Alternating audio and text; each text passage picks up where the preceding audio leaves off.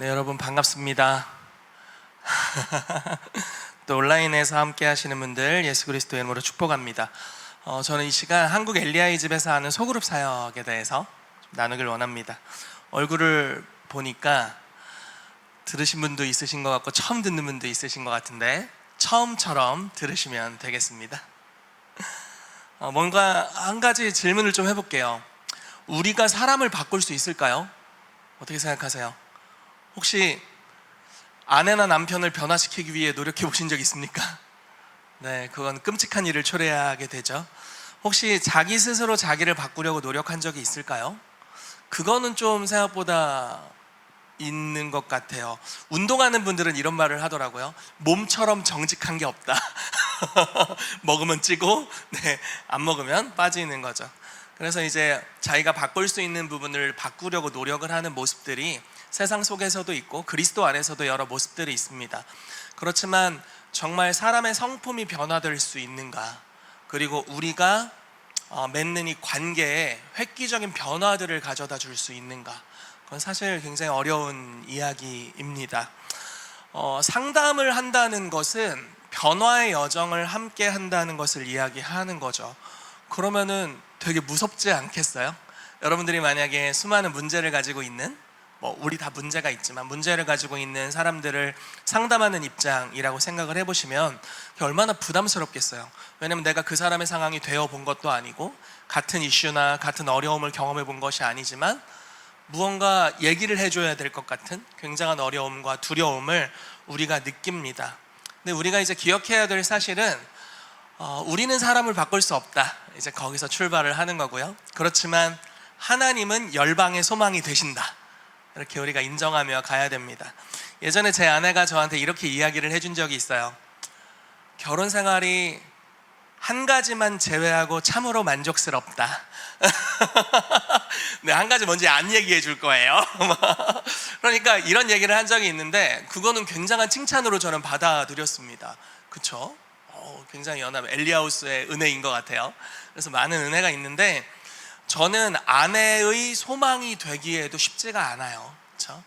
물론 저희 아들은 지금 어리고 이제 7살 초등학교 1학년이고 아이가 원하는 거는 대부분 제가 해줄 수 있는 것들이 많이 있습니다. 그래서 저는 지금 저희 아들에게 슈퍼맨 같은 사람이지만 조금만 커도 이제 그게 불가능해지는 영역이 오게 될 겁니다. 우리는 할 수 없지만 하나님은 열방의 소망이 되세요. 그리고 여러분, 성령님이 얼마나 성품이 좋으신지를 한번 생각해 보면 좋겠어요. 우리는 나랑 맞는 사람이 있고 안 맞는 사람이 있죠. 저는 MBTI가 INFP입니다. 혹시 여러분들은 어떻게 되세요? 우리 박경록 목사님은 저희 동족이신 걸로 제가 알고 있고, 네, 각자 아마 다른 성향들이 있겠죠. 그럼 이런 성향의 사람은 이런 사람이랑 잘 맞고 이런 성향은 이런 사람은 잘 안 맞고 이런 얘기도 있어요. 저랑 같이 목회를 하고 있는 우리의 친구 이바울 목사님은 ESTJ입니다. 너무 완전 극반대잖아요. 이렇게 사역을 할 수 있다는 게 너무 감사한 일이고, 또 한 영역에서는 고등학교 친구였기 때문에 이렇게 깊이 연합해서 할 수 있지 않을까, 이런 생각이 많이 들어요. 관점이 많이 다릅니다. 그러니까 모두가 모두를 만족시켜 줄 수는 없어요. 그런데 성령님은 우리 안에 다 계시죠. INFP 안에도 계시고 ESTJ 안에도 계시고 ISFP 안에도 계시고, ISFP, ISFJ, 우리 아내가 ISFJ입니다. 그런 여러 성향 안에 성령님이 거주하시면서 정말 온유한 심령으로 그들과 대화하시고요, 그리고 교제하시고 우리에게 필요한 말씀들을 주시고 우리를 진리로 인도하시면서 우리를 실제로 변화시키는 일들을 해 주십니다. 이것이 참 놀라운 일인 것 같아요. 그래서 우리의 소그룹 상담은요, 성령님과의 동역을 통해서 이루어지는 상담이에요. 그리고 그래야만 하고요. 왜냐하면 우리는 모두를 알지 못하지만 우리의 영은 우리의 깊은 것을 통달하고 하나님은 우리를 향해 하나님께서 은혜로 예비하신 모든 것들을 알고 있죠. 그래서 우리가 하나님의 영과 동행하고 함께하게 될 때 영과 영으로 소통하면서 소그룹 안에서 하나님이 주시는 놀라운 은혜들을 경험할 수 있게 됩니다. 그래서 저희가 소그룹 상담을 할 때 전제는요, 성령께서 이끌어 가신다, 그리고 우리가 성령님의 음성을 소킹을 하면서 이렇게 젖어드는 기도를 하면서 성령님의 음성을 듣고 성령님께서 계시해 주시는 만큼 나아간다라는 그런 가치가 있습니다. 제가 예언사역을 지금 오랫동안 하고 있는데, 예언사역을 하면서 가장 영광스러운 순간이 언제냐면요, 실습 시간입니다. 이게 뭐냐면 모두가 하나님의 음성을 들으려고 귀 기울이는 순간이에요. 그러면은 뭐 한 사람의 사역자가 모두를 예언하는 것보다 훨씬 강력한 주님의 임재가 있습니다.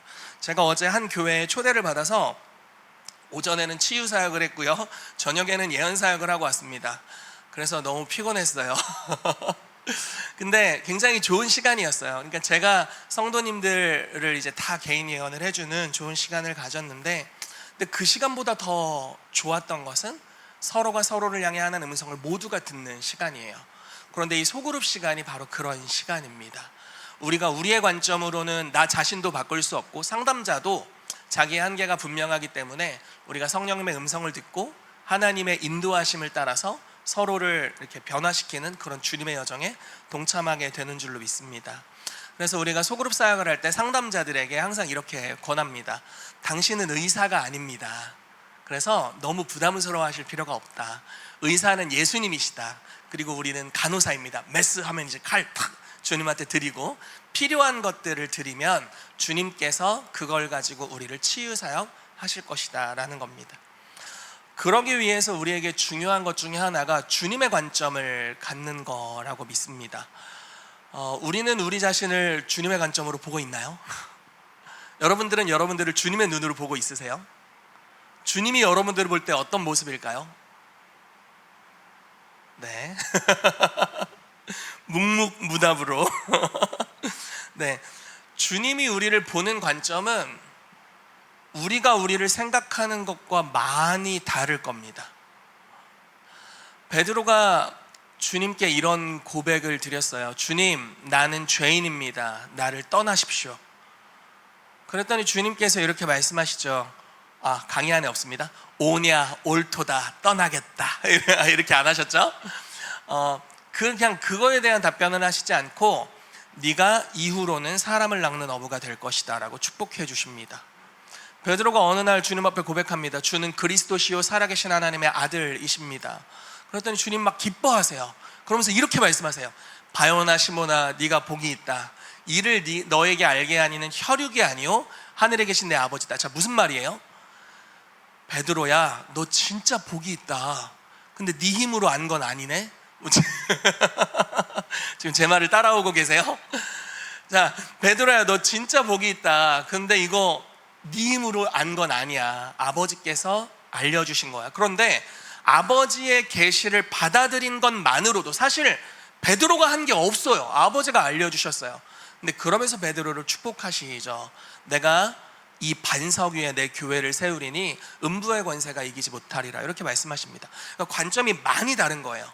이렇게 다른 관점에 대해서 이사야서 55장에는 하나님의 생각과 우리의 생각의 편차가 크다.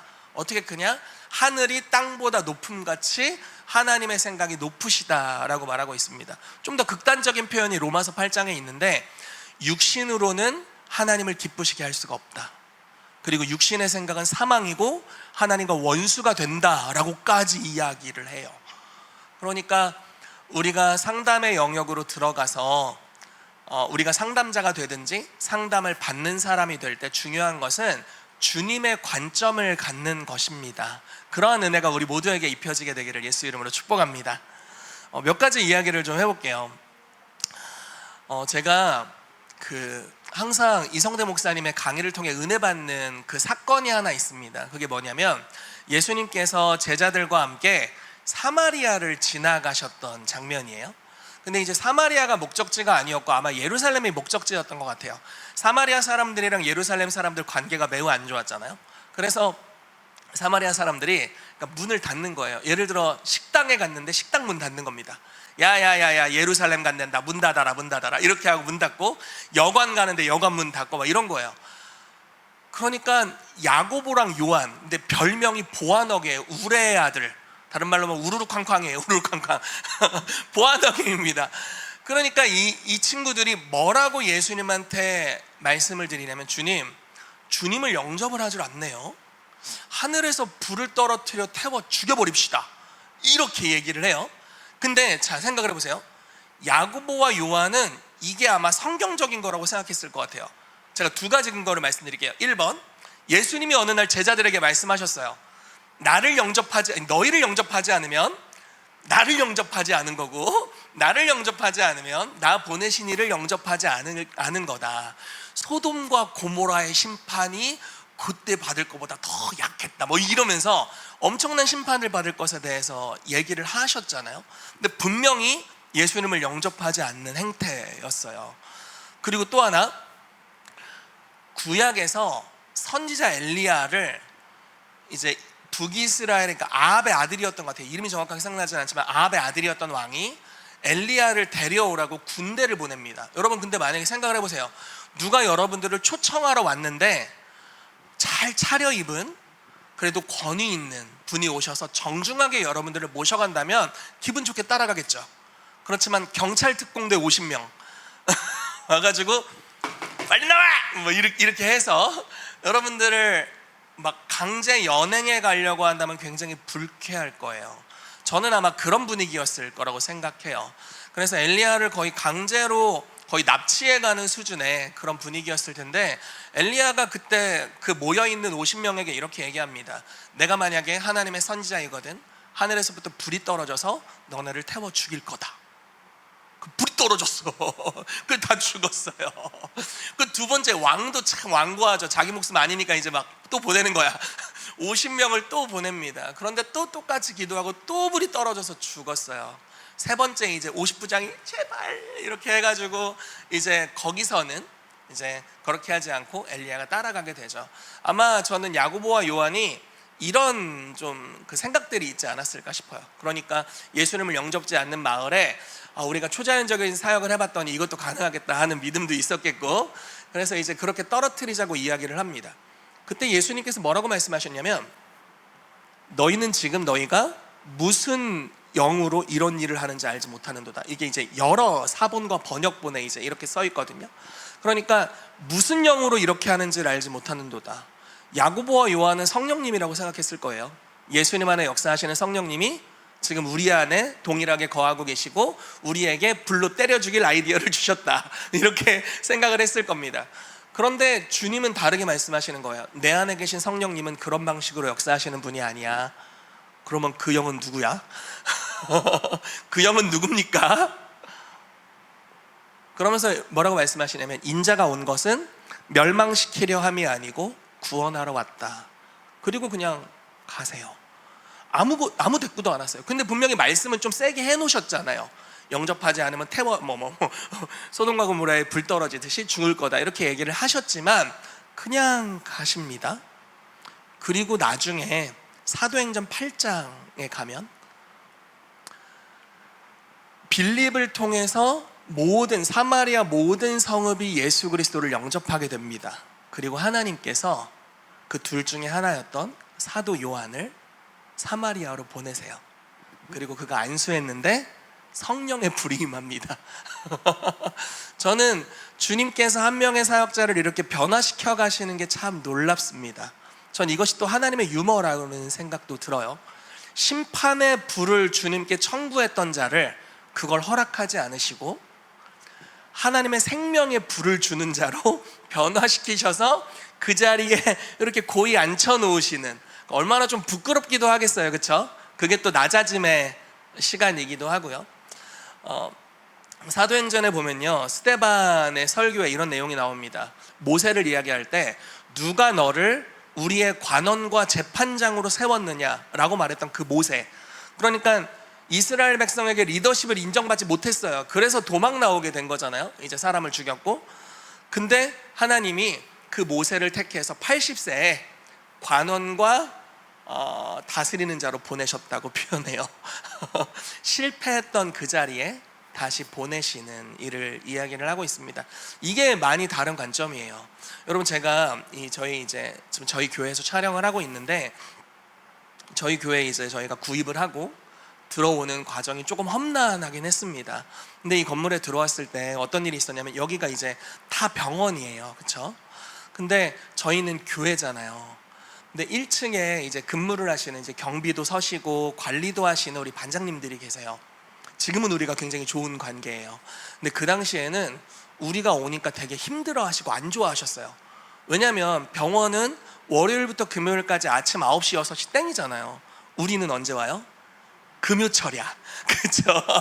우리는 남들이 쉬는 토요일 날 여기 또 여러 행사나 사역이 있고, 그리고 주일 날.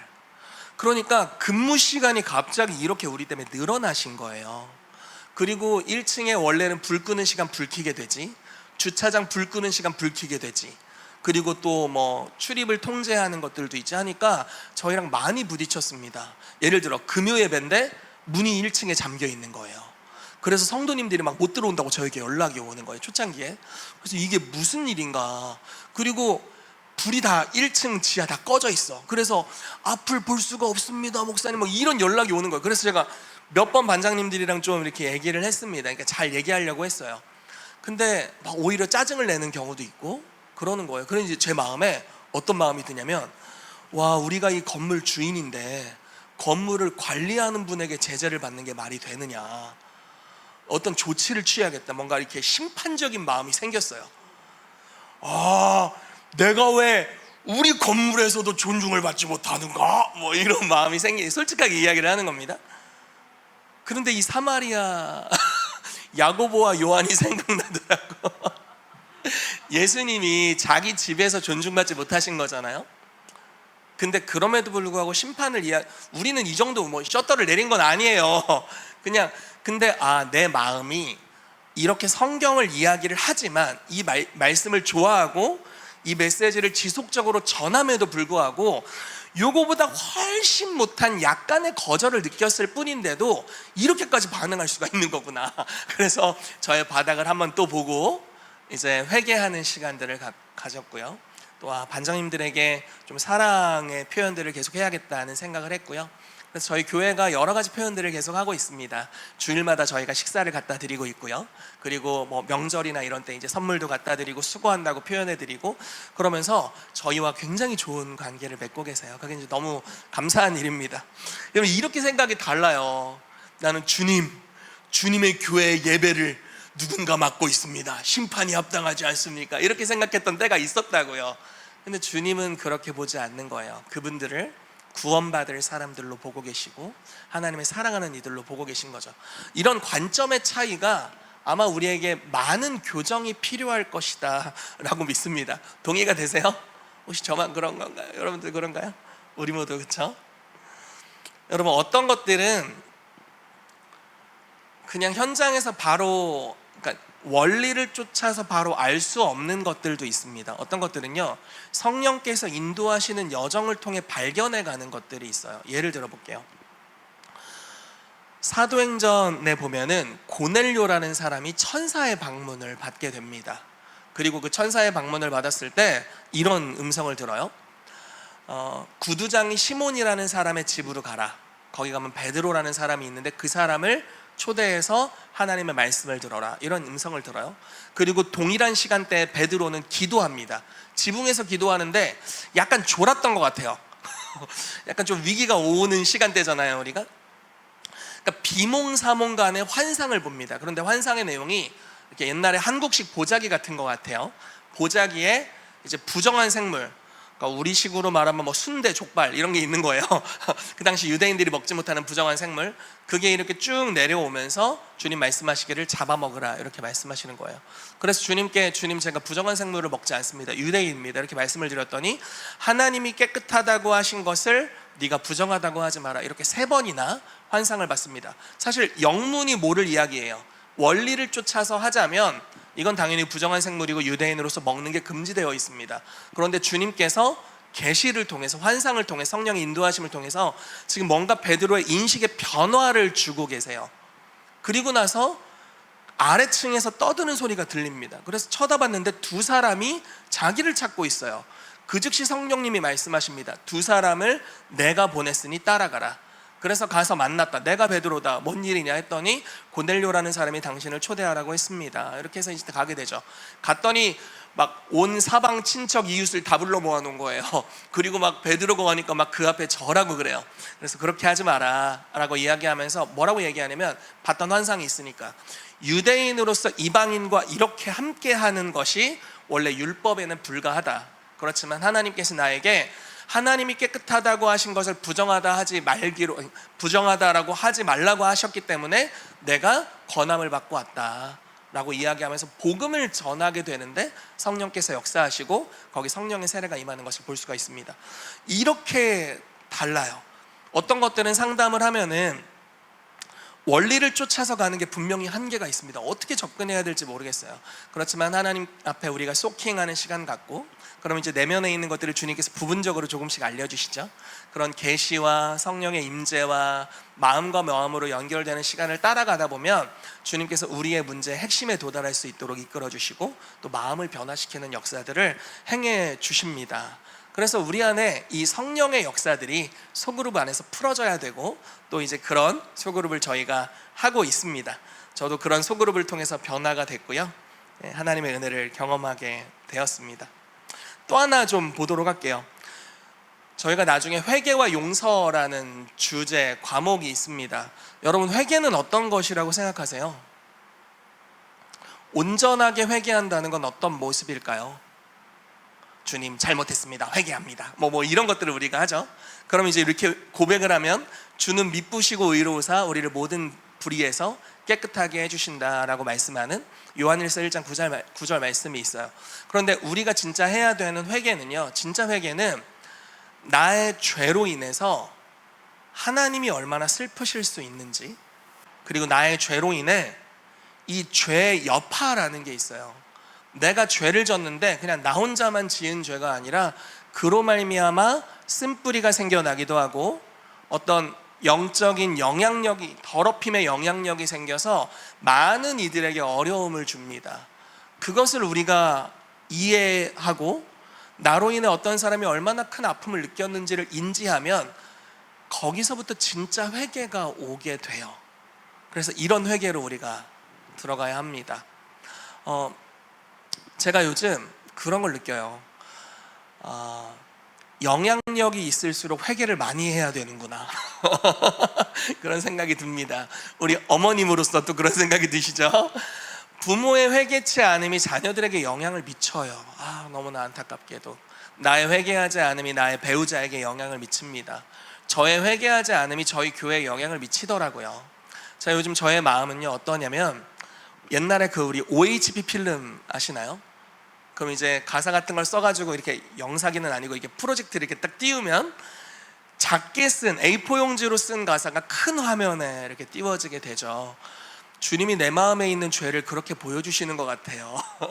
그런 느낌이 들어요. 왜냐하면 이 안에서의 죄이지만 이것이 이제 관계가 생기고 영향력이 생기고 하나님이 주시는 사역의 범위가 확장될수록 이 안에 있는 요만한 죄가 저기서는 저렇게 큰 누룩으로 나타나는 것을 보게 되는 거예요. 그리고 그로 말미암아 많은 이들이 고통을 당하는 것을 보게 됩니다.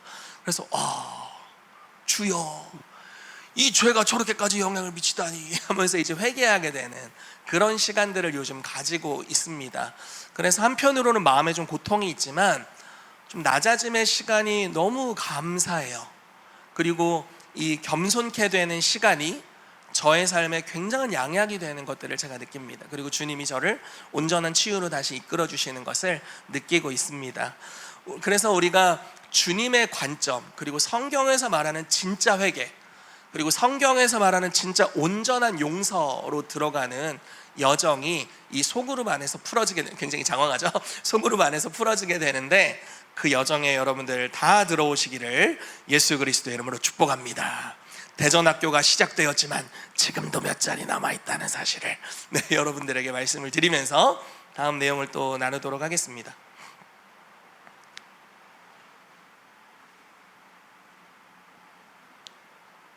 여러분, 우리의 힘으로는 사람을 변화시킬 수 없죠. 주님이 우리를 변화시키십니다. 주님이 우리를 변화시킬 수 있으세요? 네, 주님이 우리를 변화시키실 수 있습니다.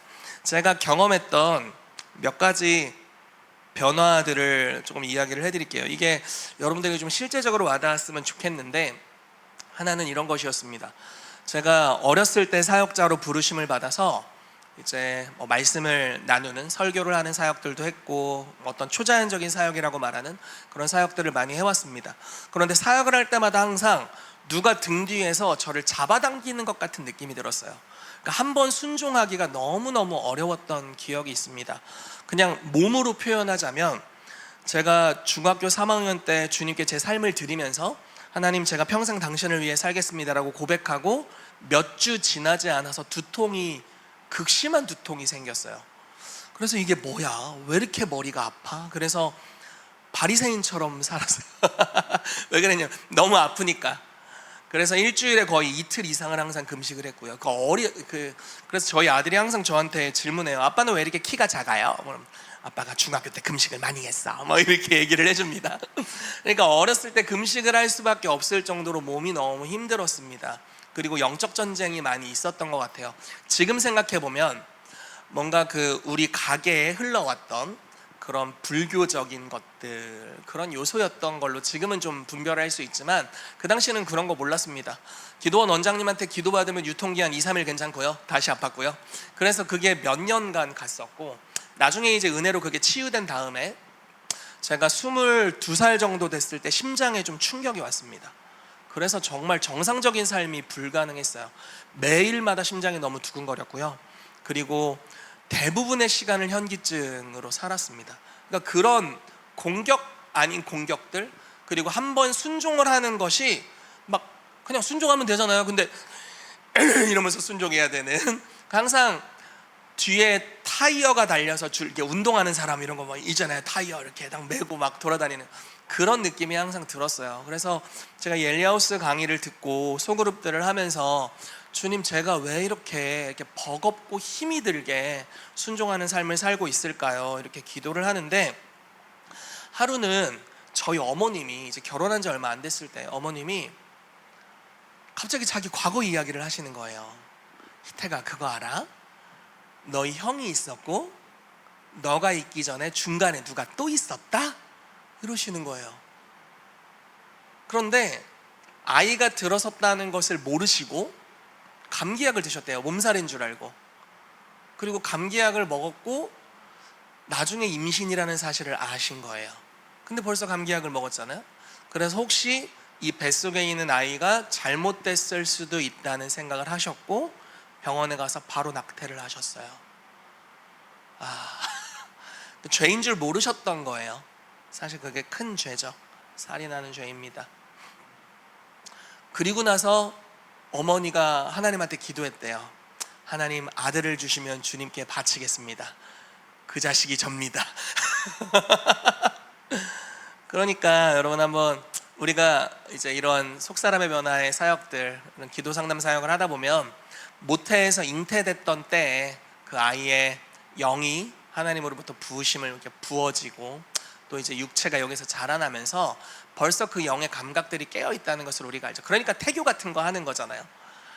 그러니까 아마 여러분들이 제 입장이라고 생각해 보세요. 임신이 됐어요. 근데 난 너무 불안해. 엄마가 언제 감기약 먹을지 모르거든. 그리고 제 생각에는 저희 어머니는 완벽주의적 경향이 있으셨던 것 같아요. 그러니까 감기약 먹고 지웠죠. 그러니까 저의 어떠함이 아닌 외부적인 요인에 의해서 어느 날 내가 사라질 수도 있다는 두려움이 굉장히 있었을 거라는 생각이 듭니다. 그리고 여기서 다 얘기하긴 그렇지만 저희 외가가 이제 다 불교 집안이었거든요. 그래서 아마 그런 악한 영향력들도 분명히 많이 있었던 것 같고요. 그래서 어린아이의 영이 이제 죽음을 택하는 겁니다. 하나님, 이 땅에 태어나기가 싫습니다. 나는 원래 주님이랑 있던 곳으로 돌아가고 싶어요. 이 땅에서의 저의 부르심을 제가 감당하고 싶지 않아요. 반대로 가고 싶습니다. 이런 경향이 이제 그 안에서 자라났구나라는 것을 이렇게 어머니의 이야기를 들으면서 알 수가 있었어요. 그래서 이게 이제 우리가 엘리야 사역원에서 다루는 죽음의 소원, 또 하나님과 화해하기, 이런 주제들입니다. 나중에 또 하시게 될 거예요. 그래서 이런 것들을 소그룹하는 시간을 가졌습니다. 나의 부르심에 대해서 죽음을 선택했던 나의 죄를 회개하고 어머니의 그런 경향들을 용서할 필요가 있었고요. 물론 다 계시적으로 접근하는 거죠. 뭐 성인이 됐으니까. 그런데 주님의 위로가 임하고 또 판단한 죄를 회개하고 용서하는 시간을 소그룹에서 가졌는데 그날부터 끊어지는 거예요. 타이어가 사라졌어요. 그러니까 주님 앞에 순종하면서 걸어가는 게 더 이상 버겁지 않은 일이 되고요, 굉장히 기쁘고 행복하고 즐거운 일이 됐습니다. 물론 지금도 뭐 우리가 순종하는 것이 항상 자기 십자가를 지고 자기를 부인하고 주님을 따르는 길이지만 뭔가 불필요한 묶임들이 굉장히 많이 있었는데 그걸로부터 자유케 되는 그런 역사가 찾아오게 됐습니다. 삶이 진짜 바뀌더라고요. 그래서 너무 행복한 그런 일들이 있었어요. 한 번은, 요거는 여러분들이 따라하지 않기를 바랍니다. 한 번은 제가 이제 전도사로 사역을 하던 당시에요.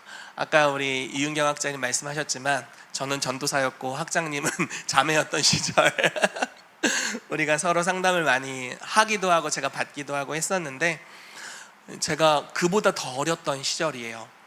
사역지에서 사역을 하는데 좀 탈진이 찾아왔습니다. 그때 저는 교회의 중보기도 팀장이었고요.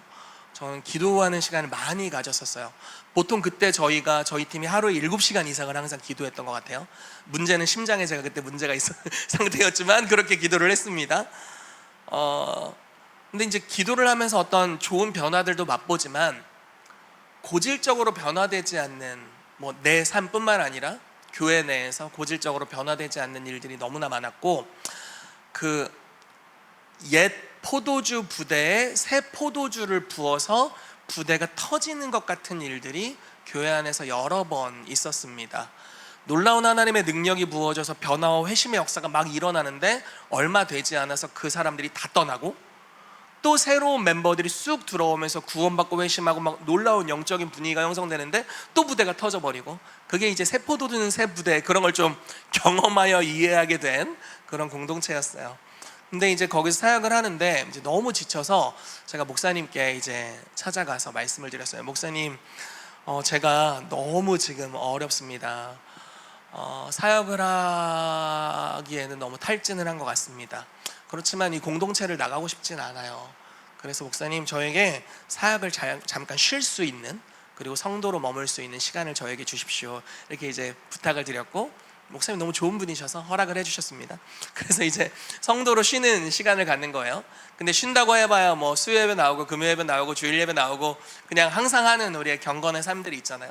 그런 것들을 하면서 회사 생활도 잠깐 해보고 그런 시간을 가졌습니다. 근데 이제 마음이 안 좋으니까 막 다 하고 싶지가 않은 거예요. 막 일부러 막 기도도 안 하고 막 그러는 거예요. 그전에 막 7시간씩 기도했는데. 그래서 그냥 오락실이나 가자 해가지고, 그때 교회가 4층이었고 지하에 오락실도 아니에요. 게임방 옆에 그 철권 게임기가 하나 있었거든요. 오락실 100원짜리 넣고 하는 거. 부끄럽습니다, 여러분.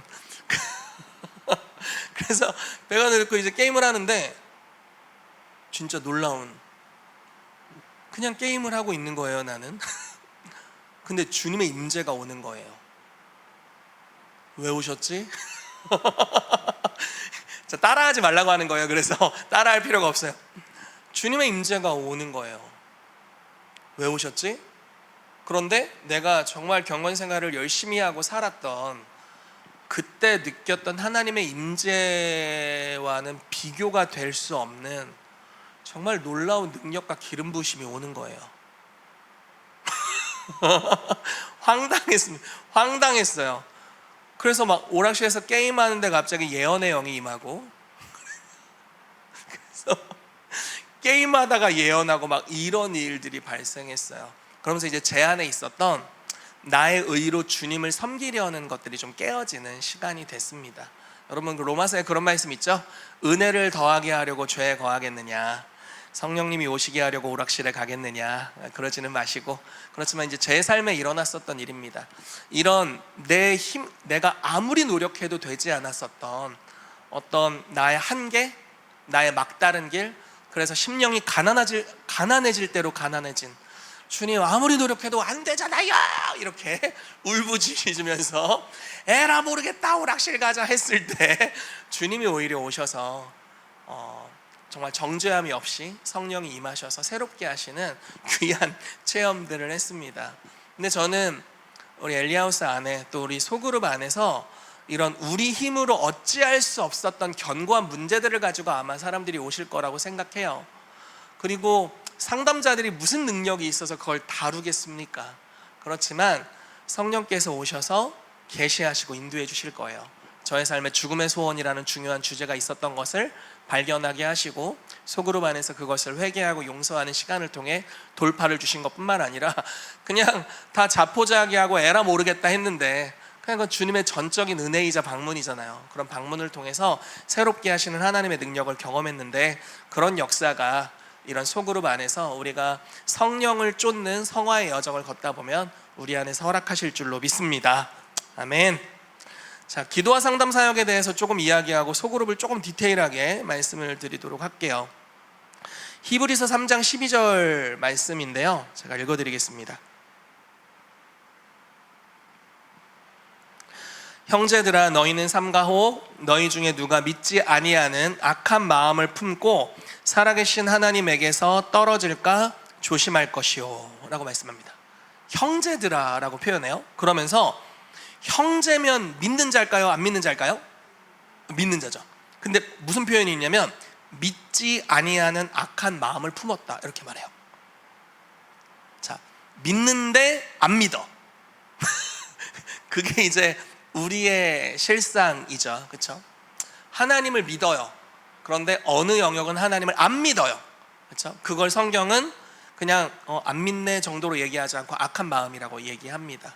그리고 그런 영역에 사실 상처와 원망과 회개치 않은 죄와 용서치 않은 마음들, 견고한 진들, 쓴뿌리라고 말하는 그런 영역들이 있을 거예요.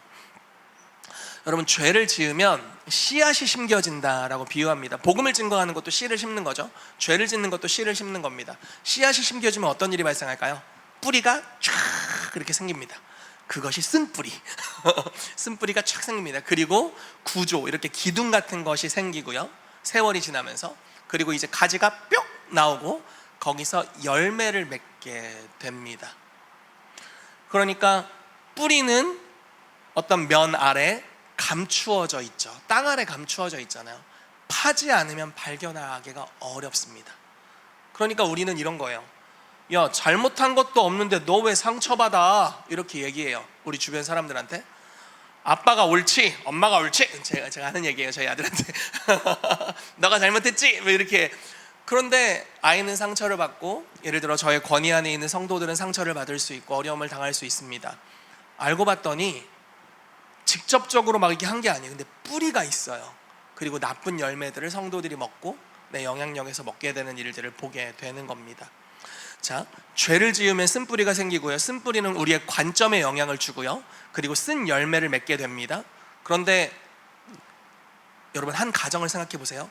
쓴뿌리를 가진 사람이 5식구 중에 1명이야. 그러면 좀 괜찮겠죠? 5명이야. 그럼 장난 아니겠죠? 그렇죠? 우리 교회 예를 들어 성도 100명인데 100명이야, 쓴뿌리를 가진 사람이. 장난 아니겠죠? 그렇죠? 그러니까 이게 굉장히 큰 어려움을 가져다 주게 되는 겁니다. 그리고 너무 다뤄야 될 것들이 많기 때문에 교회 목사님들이 눈을 감아버리는 거예요. 그걸 다루기는 어렵다, 이 땅은 어쩔 수 없다. 그리고 정확한 성화의 방법론을 제시하지 못하고 그냥 더 많이 기도하세요, 금식하세요 정도의 제안만을 할 뿐이죠. 그러니까 덮어두는 겁니다. 그러니까 가난한 성도들이 생기는 거죠. 예수님은 좋은데 아우 교회는 지긋지긋해, 공동체 생활 힘들어, 성도들이랑 같이 하는 건 너무 피곤한 일이야, 이러면서 그냥 집에서 유튜브로, TV로 신앙생활 하면서 살아가는 성도들이 많아지게 되는 거죠. 그렇지만 주님께서는 성화의 여정으로 우리를 불러주고 계신 것입니다. 제가 최근에 이제 성경을 보는데 라멕이라는 인물을 보게 됐어요. 여러분, 라멕 들어보셨습니까? 가인의 후손이에요. 가인이 자기 아우를 죽이죠. 그리고 나서 하나님께 벌을 받습니다. 주님 이렇게 말씀하셨어요. 너 이제 이 땅을 떠나 유리하는 자가 될 거다. 그리고 막 저주가 있습니다. 그랬더니 가인이 하나님한테 간구해요. 주님, 제가 땅을 벗어나서 유리하는 자가 될 텐데 누가 저를 죽일까 봐 제가 두렵습니다. 그랬더니 주님께서 가인을 죽인 자의 벌을 7배나 더하겠다 이렇게 말씀하세요. 그리고 나서 가인이 노시라는 땅, 이 노시라는 땅 이름이 유리하다라는 뜻을 가지고 있어요. 아무튼 방황하는 땅을 세워서 그 땅에서 도시를 만들기 시작하고요. 이제 후손들이 쭉 나옵니다. 후손 중에 아마 지도자급이라는 생각이 들어요. 라멕이라는 사람이 있는데 2명의 아내가 있었어요. 왜 2명의 아내가 있는지 모르겠지만 아무튼 2명의 아내가 있었습니다. 근데 2명의 아내에게 이렇게 얘기를 해요. 2명의 아내 누군데 내 2 부인들아 들어라. 내가 나의 마음이 상했고 나의 마음에 상처를 받아서 한 소년을 죽였다. 이렇게 표현해요. 자기 마음이 상하면 자기 마음이 상한 건데 누구를 죽였어. 그러면서 뭐라고 얘기를 하냐면 가인을 죽인 자는 7배나 벌을 받지만 라멕을 죽인 자는 7배 곱하기 7배의 벌을 받을 것이다. 이렇게 말합니다. 그러니까 쓴뿌리가 있고 마음에 상함이 있는데 그것이 이웃을 해하는 대로 갔고요. 그것이 지도자잖아요. 사회 시스템을 만들어낼 수 있는 사람입니다. 그러니까 악한 문화적 영향력을 도시 단위로 풀어놓게 됩니다. 그래서 나중에는 홍수로 심판하지 않으면 답이 없는 상태의 죄의 관영함으로 인류가 다 들어가게 되는 것을 보게 되는 겁니다. 그러니까 이게 바로 죄입니다. 이걸 어떻게 다룰 수 있을까? 근데 우리가 이제 엘리아우스 소그룹에서 하는 것은요, 뿌리를 다루는 일들을 하려고 합니다. 예를 들어서 오늘 여기 엄마와 아들이 오셨는데, 예를 들어 이런 겁니다. 아들이 하는 게 막 너무 마음에 안 들어. 그렇지 않아 보이지만 지금 그렇지 않아 보이지만 막 아들이 하는 게 너무 마음에 안 들어. 그래서 막 이렇게 거슬리는 게 있어서 막 뭐라고 하는 거예요. 근데 내가 왜 그럴까? 아들이 마음에 안 들어서 그러겠지. 어떤 부분이 죄니까 그러겠지라고 생각하지만 사실 좀 더 뿌리를 파내려가면 아빠에 대한, 그냥 하는 이야기예요. 그냥 지어서 하는 이야기입니다. 예를 들어 아빠에 대한 상한 마음으로 인해서 남성을 보는 필터에 문제가 생겼고, 그로 인해서 아들의 어떤 행동이 눈에 거슬리게 되었다는 것을 뿌리를 파내려 가야만 알 수 있는 것들이 있다는 거예요. 저는 제 아내가 저를 왜 이렇게 답답해 하는지 몰랐습니다. 물론 저는 답답한 사람이에요. 저는 이렇게 집에 들어와서 지나가면 제가 어디를 돌아다녔는지를 다 찾을 수 있을 정도로 허물을 벗는 타입이었고요. 제 아내는 지나가면 그 공간이 다 깨끗해지는 사람이었습니다. 얼마나 점검이 많이 보였겠어요. 근데 진짜 문제는 무엇이었냐면 저의 배경은 저는 어렸을 때부터 몸이 안 좋았어요. 그래서 저는 어렸을 때 기억이 항상 식은땀을 흘리면서 자던 기억이 납니다. 그러면 아버지가 오셔서, 어머니가 오셔서 기도해 주시기도 하고 땀을 닦아주기도 하고, 형도 막 이야기 같은 걸 막 해주면서 저를 재워줬던 기억이 나요. 형이 참 착했습니다. 1살 차이였는데도. 그래서 저는 항상 아팠던 기억이 있어요. 그리고 저희 아버지 어머니가 맞벌이셨지만 이제 사업을 하셔서 공장이 집 바로 옆이에요. 그러니까 항상 집에 들락날락하면서 저희 돌봐주실 수 있었고, 할머니가 계셨고, 또 일찍 철들어버린 저희 형이 있었습니다. 그러니까 저는 집에서 집안일이라고는 해본 적이 없어요. 할 필요도 없었고 할 기능도 안 됐고요. 저는 그냥 건강하게만 자라다오 의 아들이에요. 그게 저의 가정 배경입니다. 집에서 뭐 해봤겠어요? 근데 우리 와이프는 6살 땐가 7살 때부터 동생 밥을 해서 먹였어요. 아버지 어머니가 맞벌이셨고 워낙 집안일에 대한 감각이 뛰어났고요. 요리도 잘했고 집도 잘 치웠습니다. 두 분이 맞벌이를 떠나셨는데 어느 날 아내가 생각을 했대요. 내가 집을 좀 정리하면 엄마가 좀 편하실까? 기특하잖아 했어. 너무 좋아하시더래요. 옳다꾸니 이거구나 하고 이제 매일 한 거예요. 그러니까 엄마가 너무 좋죠. 이런 철들은 딸을 받나 이러면서 너무 좋으신 거예요. 근데 어느 날 애가 뭐 신실함이 어디 있겠습니까? 안 했어. 화를 내더래. 근데 상처가 되죠. 그때부터 남동생이 미워 보이고 물을 떠다 줘야만 드시는 우리 아버님 장인어른 미워 보이고, 무슨 말인지 이해되세요? 옛날에 남자들 안 움직이잖아요. 침대에 이게 그냥 딱 들어서 뭘 하면 이제 엄마들이 물 갖다 주고 약간 이런 거 아시죠? 그런 분위기였던 거예요.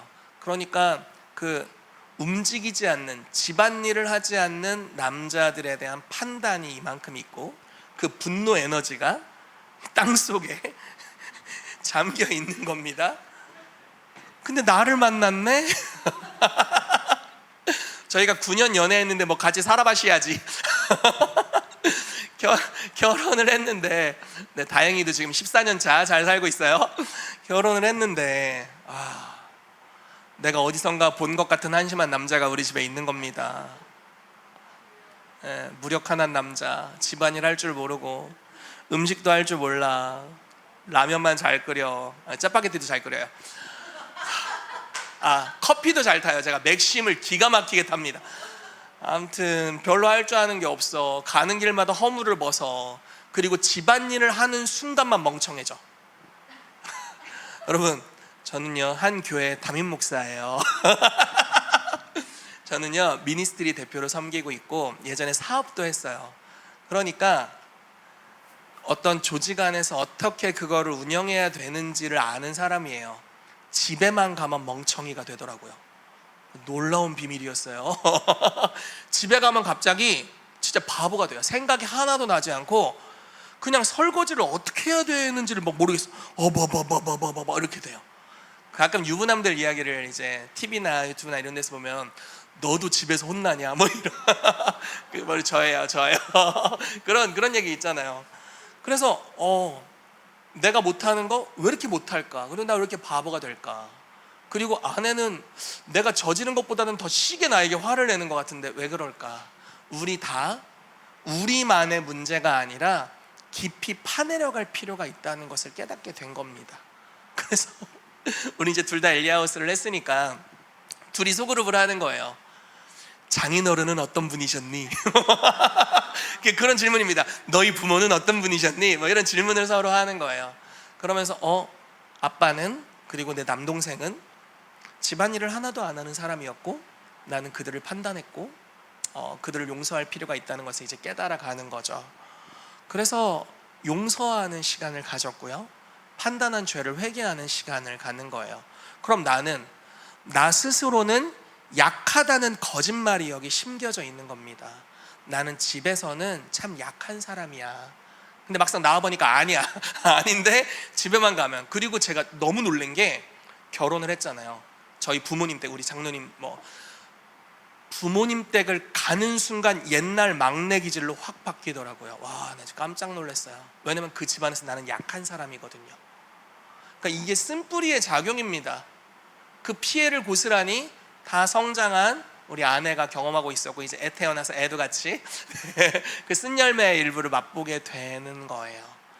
이거는 둘이 아무리 기도한다고 될 게 아니에요. 금식한다고 되는 게 아닙니다. 노력해서 될 게 아니에요. 왜냐하면 뿌리에 도끼를 대야 되는 문제인 거예요. 그럼 예를 들어 주님, 아내가 집안일을 못했다고 저에게 오늘 쓴소리를 했지만 주여 용서합니다 뭐 이렇게 회개하고 용서하고, 아내가 나도 미웠는데 그래도 회개합니다 뭐 이러면서 이런다고 될 게 아니라고요. 왜냐면 그건 가지에 달려있는 하나의 열매일 뿐이에요. 근데 왜 그렇게까지 무언가가 자라났을까? 심겨진 죄가 있다. 그 심겨진 죄가 부모에 대한 판단, 그리고 저 같은 경우는 스스로에 대한 판단, 이런 것이 심겨져서 그 심은 것을 나중에 결혼 생활에서 거두게 되는 일들입니다. 이렇게 하면 할 얘기가 많아집니다. 이 소그룹 안에서 다루어진 것들이 너무너무나 많습니다. 그러니까 우리가 이 소그룹 안에서 하는 것은요, 뿌리를 발견하는 여정을 함께 가게 되는 거예요. 그 땅 이면에 심겨져 있는 것들이요. 누가복음 6장 말씀 보면 이런 말씀이 있어요. 너희가 주여 주여 하면서 왜 내가 하는 말에 순종하지 않느냐, 어떻게 순종하는지를 보여주겠다, 순종하는 자가 어떤 모습인지 보여주겠다라고 말씀하시면서 집을 짓는데 깊이 파서 주추, 그러니까 아마 기둥 같은 거겠죠. 그걸 반석, 단단한 땅 위에 세워야 한다. 보세요. 그 다음에 말씀에 순종하지 않는 자들의 행태를 보여주시는데 똑같아요. 집을 짓는 수고를 똑같이 해요. 뭐가 달랐냐? 한쪽은 팠고 한쪽은 안 팠어요. 하는 것 다 똑같아. 집 지려면 쇠 빠지게 고생해야 되는 거 아시죠? 저희도 예전에 이제 처음에 저희가 월평동에 있다가 반석동에 있다가 여기를 왔는데, 월평동에 있을 때 리모델링 같은 거, 교회 이런 거 막 등다는 거 막 우리 다 같이 붙들러서 했습니다. 페인트 칠하는데 죽을 뻔했고요. 등 다는데 감전될 뻔했고 별일이 다 있었어요. 그렇지만 우리끼리 했어요. 근데 너무너무 힘들어. 근데 이제 교회가 이제 조금씩 규모가 커지면 이제 우리 손으로는 할 수 없는 전문가의 영역, 왜냐면 불나니까 이제 안 하게 됐는데, 집을 짓는다는 것은 굉장한 수고를 하는 거예요. 그러니까 많은 크리스찬들이 굉장한 수고를 합니다. 성화되기 위해서, 부부관계로 회복하기 위해서, 자녀와의 관계가 온전케 되기 위해서, 교우와의 관계뿐만 아니라 우리의 모든 사회관계에 온전하게 되는 영역으로 가려고 굉장한 노력들을 해요. 근데 문제는 뭐냐면 파내려가는 법을 몰랐다는 거예요. 마음을 파내려가는 거예요. 근데 파내려가면 어떤 일이 발생할까요? 시체가 튀어나오는 겁니다. 미워하면 살인죄다 이렇게 말씀하셨죠? 저는 우리 성도님들의 마음 봐서 제 시체가 얼마나 나올까 좀 궁금합니다. 내 시체의 개수를 좀 세고 싶을 때가 있어요. 좀 나오겠다, 많이는 아니었으면 좋겠다, 뭐 이런 생각이 듭니다. 그러니까 미워하는 것들이 하나하나의 시체니까요. 그렇게 우리 마음에 지금의 나의 삶의 나쁜 열매를 맺기까지, 사실 제가 이제 40이 좀 넘었죠. 그럼 이제 40년간 쌓여온 이 밭이잖아요. 이거를 하나하나 파내려가고, 어떤 분은 60년간 쌓여온 것들을 파내려가고, 이런 여정들을 우리가 거쳐야 하는 거죠. 근데 파내려가다 보면 어떤 뿌리가 생각이 나고, 또 그걸 회개하고 용서할 필요가 있고. 그냥 우리 어렸을 때 수련회 가면 이런 거 하거든요. 부모님한테 죄진 거 회개합시다. 그럼 다 촛불 들고 이렇게 회개한단 말이야. 그러니까 이게 뭉뚱그려서 하는 회개예요. 근데 그런 게 아니에요. 지금 하는 건 하나하나예요. 한 사건 한 사건. 왜냐면 그 하나하나 켠켠이 있던 것들이 우리 마음에 죄를 심었고, 어린아이여서 용서하는 법을 모르잖아요. 근데 주님 이렇게 말씀하셨죠. 너희가 용서하지 않으면 너희 죄를 용서치 않는다 라고 말씀하셨어요. 그러니까 죄가 그대로 있는 겁니다. 이 씨앗으로 있었던 죄가 뿌리가 생겨서, 쓴 뿌리가 생겨서 자라나서 나쁜 영향력의 열매들을 맺게 되는 거예요. 그게 지금 오늘날 교회의 모습입니다. 그래서 우리가 소그룹에서 하는 건 소킹을 하고, 주님의 말씀을 듣고, 그리고 뿌리 같은 것들, 나쁜 열매들, 이런 것들을 배우겠죠. 영적인 어떤 지식들을 배우면서 성령께서 이것들을 파내려 가시도록 우리가 허락해드리고 서로에게 위탁하고 나누는 겁니다. 그러면 소그룹 안에 두세 사람이 주의 이름으로 모인 곳에 그들 중에 역사하시면서 주님께서 조금씩 알려주세요. 내가 이번에 다 뿌랭이를 뽑아버리라 뭐 이렇게 되지는 않더라고요. 왜냐면 저도 지금 이 과정을 한 지가, 이제 한국 엘리야의 집에 멤버로 참여하게 된 지가 15년이 됐다고 말씀해 주셨는데, 15년인가요? 11년?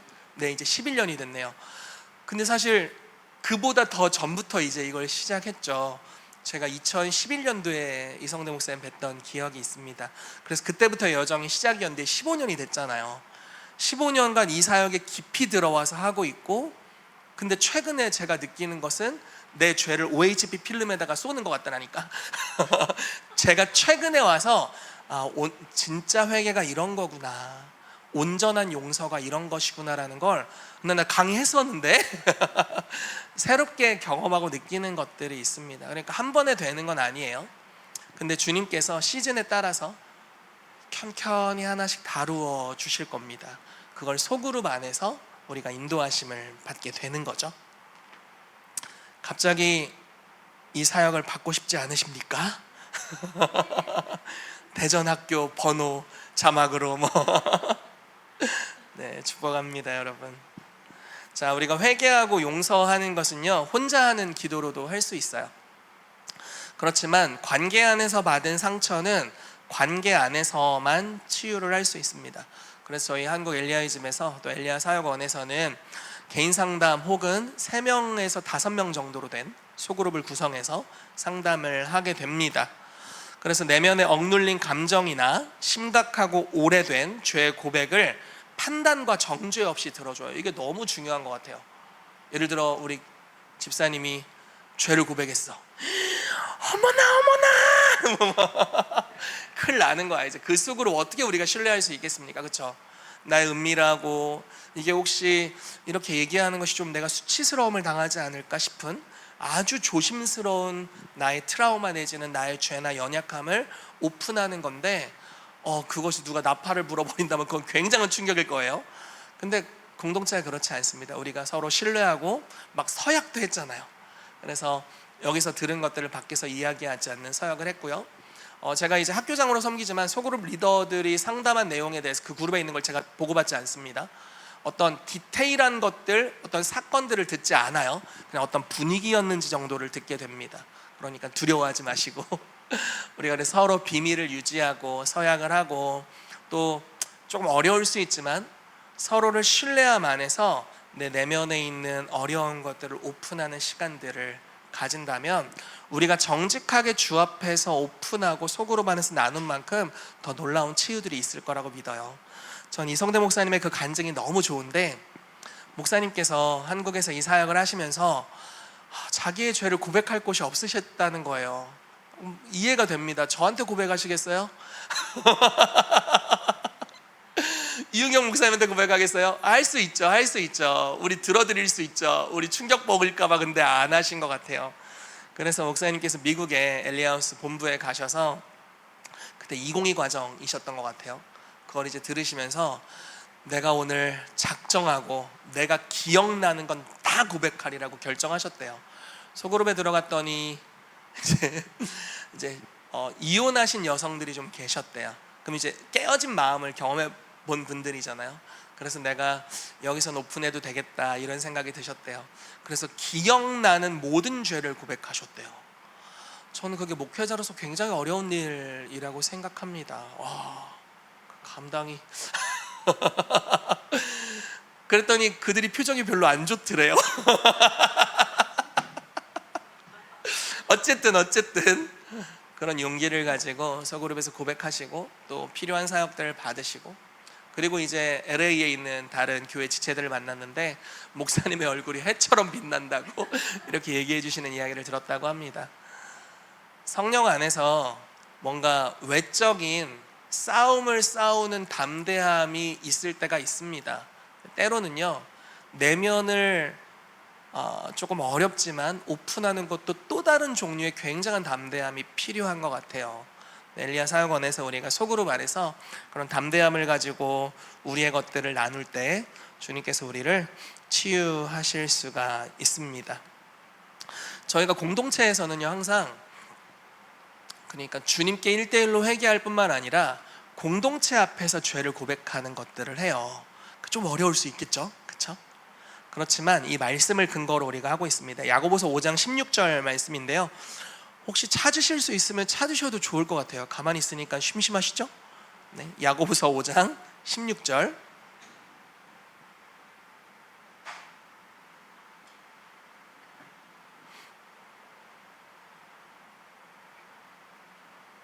야고보서 5장 16절 말씀입니다.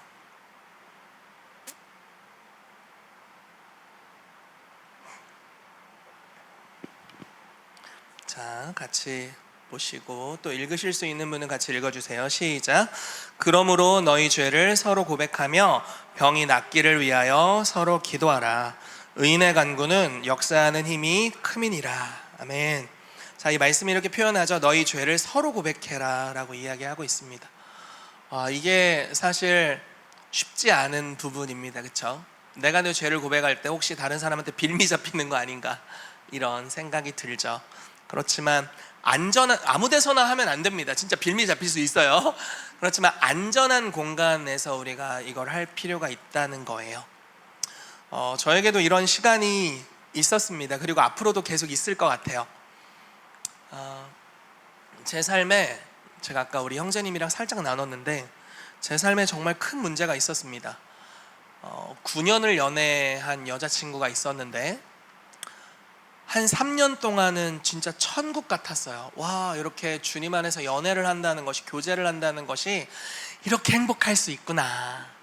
그리고 그 이후 5년은 지옥불이었습니다. 지옥불을 경험했어요. 너무너무 어렵고 힘들었어요. 근데 우리 둘 다 주님께 헌신한 사람들이고 서로를 사랑하고, 그리고 그때 우리 교회 이름 아가페 교회였거든요. 우리 아가페 사랑을 추구했고 그런데 맨날 싸우는 거예요. 그것도 지독하게 싸우는 거예요. 나중에 저희 아내가 무슨 설문 같은 걸 이렇게 체크를 했는데 노이로제 노이로제가 떴더라고. 지금 생각해보면 약간 우울증 같은 영역까지 갔던 것 같아요. 너무 이제 우리가 관계가 안 좋고 어려워져서. 저희가 그 롱디를 이제 장거리 연애를 한 3년 정도를 했습니다. 근데 그때 제가 대전에서 이제 김포를 갔어요. 장인어른 장모님 지금 김포에 계시거든요.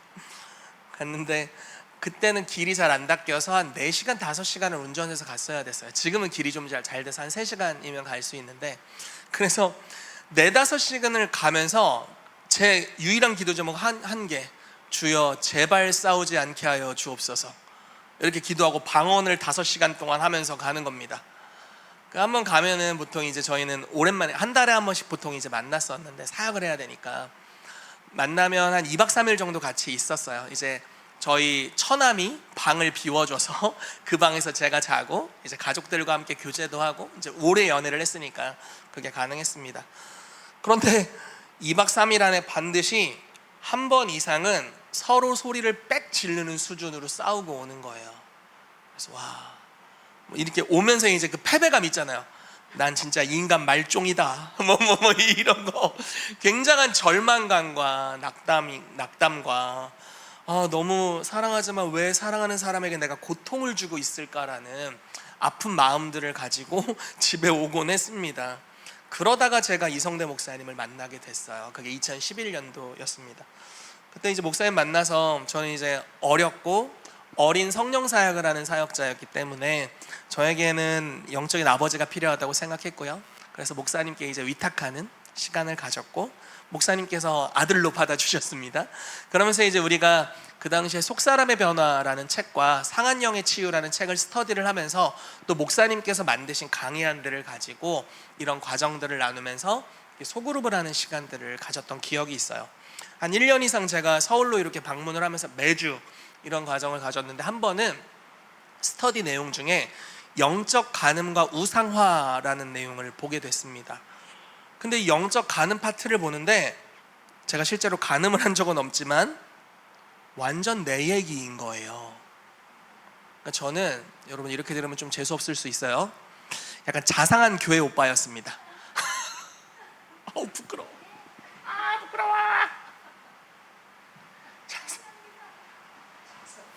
자상한 교회 오빠에서 저에게는 하나님이 이제 부드러운 마음을 주셨고, 성품적으로 이제 그냥 타고난 기질적으로 부드러운 마음을 주셨고, 성화되지 않은 부드러움이에요. 쓸데없어. 그리고 또 하나는 상담의 은사를 주셨어요. 저는 다른 이들의 이야기를 듣는 게 어렵지 않았습니다. 그게 이제 너무 감사했고, 또 하나는 이제 예언적인 기름 부으심이 있었어요. 그러니까 이제 지금 예언 사역을 하는 거죠. 그래서 어렸을 때부터 사람들이 저한테 와서 고민 이야기를 항상 하는 거예요. 저는 버스 정류장에 가서 앉아 있어도 모르는, 처음 보는 아줌마가 자기 과거를 오픈하는 경우를 많이 당해봤습니다. 이분이 왜 나한테 이 얘기를 하는 거야? 이렇게 생각될 정도. 그게 아마 은사였던 것 같아요. 그래서 다른 사람들 이야기를 듣다 보니까 교회 안에서 어려움이 있는 자매들이 얼마나 많습니까? 근데 보통 남자들은 마음이 딱딱한 편이잖아요. 저는 마음이 딱딱한 편은 아니니까 이제 이야기를 잘 듣는 겁니다. 듣다 보니까 제 안에서 음성이 들리고, 이 문제에 대한 하나님의 해결책에 대한 예언적인 음성들이 들리고, 성경 구절들이 떠오르고, 그런 것들을 나누는 것을 통해서 어떤 자매들이 계속 붙여졌던 것 같아요. 그러니까 제 옆에는 항상 자매들이 이렇게 있었어요. 그게 우리 여자친구에겐 큰 화였습니다. 근데 이제 그거를 싫어한다는 것을, 이제 여자친구가 싫어한다는 것을 알았고, 그러지 않으려고 부더내를 썼습니다. 심지어 목사님께 가서 이제 저를 자매 사역자와 같이 사역하지 않게 조치를 좀 취해 주십시오, 이렇게 할 정도로 노력을 했고, 또 한동안은 어떻게 했냐면 여자들을 사역하진 않겠다, 이렇게 결단을 한 적이 있어요. 그래서 그 당시에 저희 같이 멤버로 있던 친구 중에 한 명은 왜 자기들이랑 안 놀아주냐고 이렇게 얘기했던 이제 이야기도 들은 적이 있습니다. 근데 노력을 했지만 여전히 우리 관계 안에서는 어쩔 수 없이 싸우게 되는, 그것도 어떤 여성으로 인해 싸우게 되는 일들이 계속 일어나는 거예요. 그래서 왜 그럴까? 내가 이렇게 나를 예를 들어 쫓아오거나 하는 사람을 좋아하는 것도 아닌데. 근데 나중에 깨닫게 된 것은, 이제 사람을 심지어 안 만나더라도 내 안에 그 영적 간음이라는 스피릿이 있구나, 축사가 필요한, 그리고 깊은 회개가 필요한 영역이 있다는 것을 깨닫게 됐습니다. 스터디를 하다가. 그래서 스터디를 하는데 원래 한 주짜리 스터디였는데 제가 좀 한 주만 다루면 안 될 것 같은 거예요. 이제 나의 정체, 나쁜 정체를 하나 발견했는데, 그래서 목사님 이거 한 3주 정도 하면 안 될까요? 제가 발제 다 할게요. 이래가지고 이제 그거를 억지로 붙잡아가지고 그걸 한 3주 정도 다루는 시간을 가졌습니다. 그리고 나서 저의 죄를 회개하고, 또 뭐 나중에 우리 나눌 수 있겠지만 아내에게 보상하는 시간을 충분히 가지는 은혜가 있었고요. 그러면서 정말 이 스피릿이 뚝 어디로 사라진 것처럼 떠나갔어요. 그리고 그 당시에 제가 했던 보상의 행위는, 제가 어디 사역을 나갈 때 항상 아내의 허락을 받고, 거기 승인이 떨어지지 않으면 어떤 중요한 사역이더라도 이제 안 하게 되는 그런 것들을 하게 됐습니다. 제 사역의 바운더리를 제 아내가 결정하는 권한이 있는 걸로 항상 머물렀고요. 멀리 사역을 가게 되면 항상 뭐를 쥐어드려야 했습니다. 맨입으로 맨손으로 가면 큰일 나기 때문에 무언가를 쥐어드리는 그런 일을 하면서 보상하는 시간을 꽤 오래 가졌던 것 같아요. 지금도 이제 그 패턴이 몸에 배어 있습니다. 그러면서 하나님께서 우리 관계를 치유해 주셨어요. 그게 사실 굉장히 위험하게 갈 뻔한 요소였습니다. 왜냐하면 보통 그 오피스 와이프라는 단어가 있잖아요. 그러니까 집에서 내 아내랑은 말이 안 통해, 맨날 싸워. 그런데 직장에 갔는데 내 부하 여직원이 막 내 얘기도 잘 들어줘.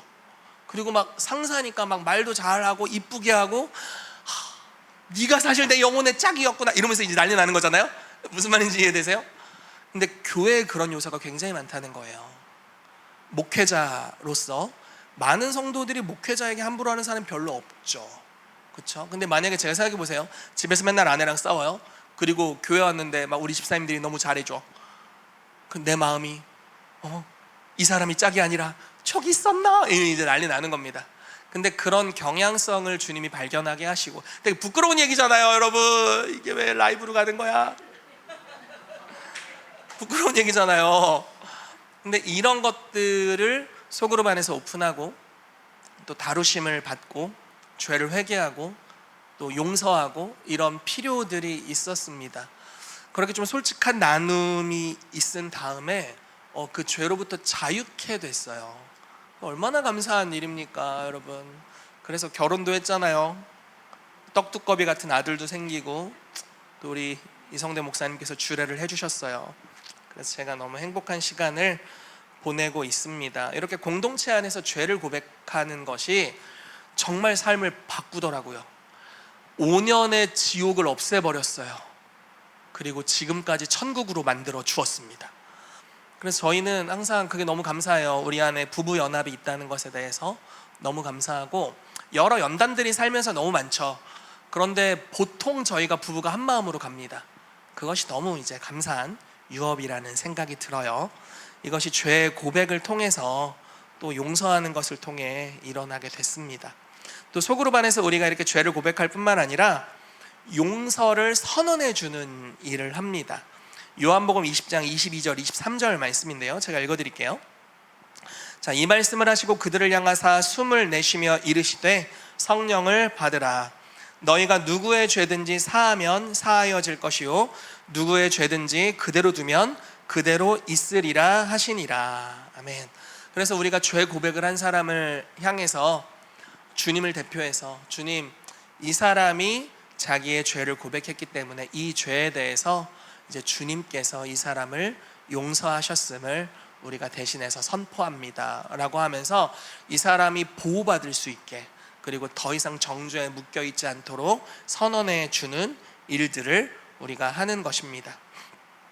여러분, 우리가 보통 이 소그룹 안에서요, 사역을 할 때 또 공개적인 기도를 합니다. 막 통성으로까지는 아니지만 뭐 속으로 기도하고 하지 않고요, 이렇게 언어로 표현하는 기도들을 합니다. 왜 그렇게 할까요? 자, 이제 마무리하기 전에 왜 그렇게 할까요? 왜 그렇게 할까요? 자, 한 가지는요,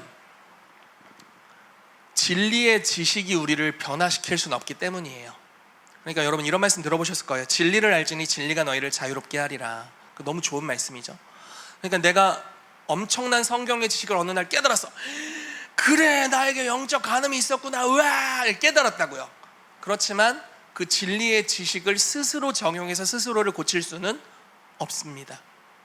우리는 우리 스스로를 구원할 수 없어요. 우리는 우리의 도움이 밖에서 와요. 하나님께로부터 옵니다. 그래서 지식을 스스로 적용시키는 게 날 변화시키는 게 아니고요, 우리가 소리를 내서 기도함으로 우리의 도움이 하나님으로부터 오는 거예요. 그래서 그 말씀 직후에 주님이 이렇게 말씀하세요. 진리를 알지니 진리가 너희를 자유롭게 하리라. 인자가 너희를 자유롭게 하면 너희가 참으로 자유하리라. 이렇게 말씀하십니다. 그러니까 예수님이 진리의 인격으로 우리의 삶에 오셔서 우리를 변화시키겠다라고 말씀하시는 겁니다. 스스로가 스스로를 변화시킬 수 없습니다. 영적인 지식이 우리를 변화시켜 주는 것도 아닙니다. 주님이 우리의 삶에 오셔서 우리를 변화시켜 주세요. 그리고 여러분, 그런 것들도 있습니다. 때로는요, 제가 아까 오락실에서 주님 만난 이야기 잠깐 했잖아요. 때로는 그냥 혼자 있을 때 주님이 방문하셔서 고치시는 경우가 있어요. 근데 인생의 대부분의 문제들을 주님께서는 전 의도하셨다고 생각해요. 소그룹과 관계 안에서 고치도록 결정해 놓으신 것 같아요. 골방기도 백날 해보십시오. 지금 무슨 얘기하는지 이해되세요? 골방에서 기도하면서 주님을 대면하면서 경험하는 특별한 은혜들이 있습니다. 그건 너무 축복이고 그렇게 해야 돼요. 근데 어떤 것들은 아무리 스스로 노력할지라도 안 되는 영역을 두셨어요. 그래서 우리를 공동체로 부르셨죠. 스스로가 스스로를 고칠 수 없습니다. 그래서 함께 우리를 공동체로 불러주시고, 내 사랑하는 형제에게 위탁할 때, 그들을 신뢰하고 그들 안에 역사하시는 성령님을 존중해드리고 신뢰할 때, 우리 중에 역사하시는 성령님을 신뢰할 때 그들을 통해서 우리를 고치시는 것들을 경험하게 하십니다. 그리고 그러한 경험이 우리를 겸손케 해주고, 나는 나 혼자로서 존재할 수 없습니다, 나는 우리 지체로 인해서 존재할 수 있습니다 라고 고백하는 그 공동체의 아름다움을 경험하게 되는 줄로 믿어요. 그래서 여러분, 이 엘리아우스 소그룹 너무 좋습니다.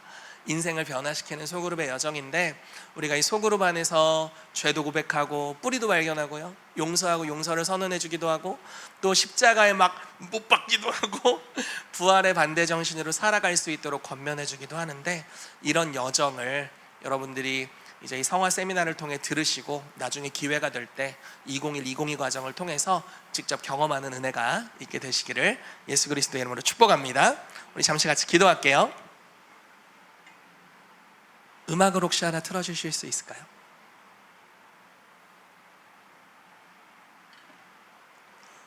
이 시간 우리 같이 기도합시다.